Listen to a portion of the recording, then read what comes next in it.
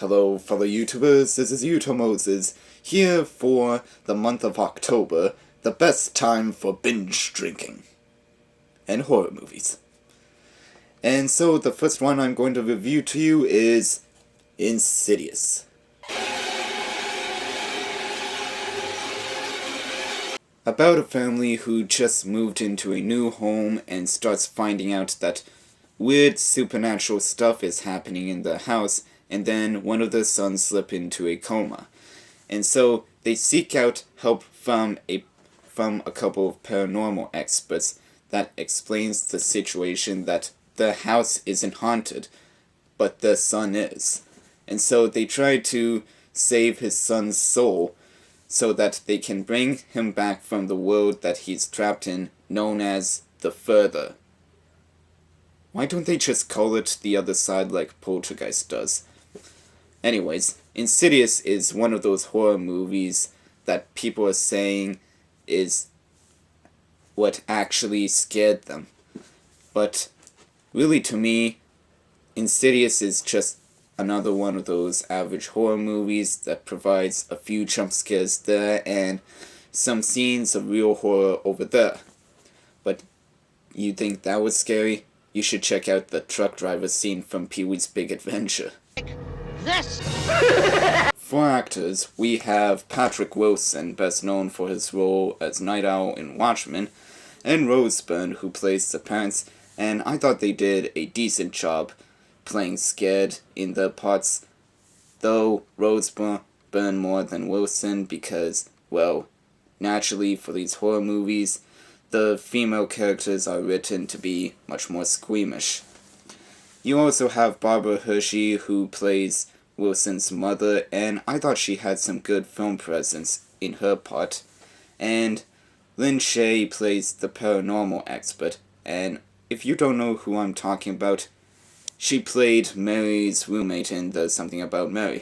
And so she comes in to give a thorough explanation on the whole situation and what's going on in the house about the Further and this spiritual communication from between humans and spirits or demons known as arrow projection, I believe. Have you ever heard of astral projection? Out-of-body experience or something? Well, I like to call them travelers. You see, these are people with the ability to leave their physical body and to travel to different places in astral form. Now, Dalton, he is a very accomplished astral projector. But the issue that I find strange is that only the women are able to see these spirits or ghosts roaming around the house, popping up everywhere without devices, while the men are left thinking that they're crazy. So anyway, the camera work was done very well in a lot of scenes, and the color tone that the film kept was mostly desaturated to keep that manifesting atmosphere. James Wan, who directed Insidious, also made the first Saw movie, but not Paranormal Activity, even though the cover of this did say, from the makers of Saw and Paranormal Activity. He must have wrote it or produced it or whatever. Anyways, he relies more on horror in Insidious rather than gory violence like he did in Saw.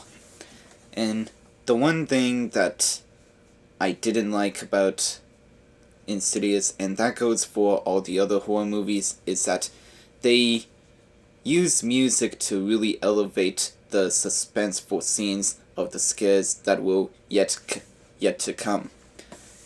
It really helped to set up the tone at the introduction during the intro credits, but I just hate it when they use the music to elevate each passing second to build up to the next horror scene that would only lead to something disappointing like a false alarm or something that didn't make you flinch at all.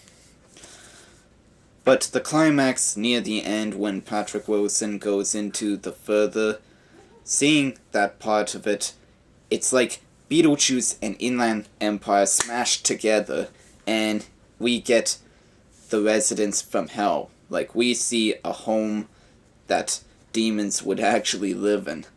And we also get this cameo appearance from Darth Maul, of which the demon is the equivalent of Freddy Krueger as to being the epiphany of nightmares.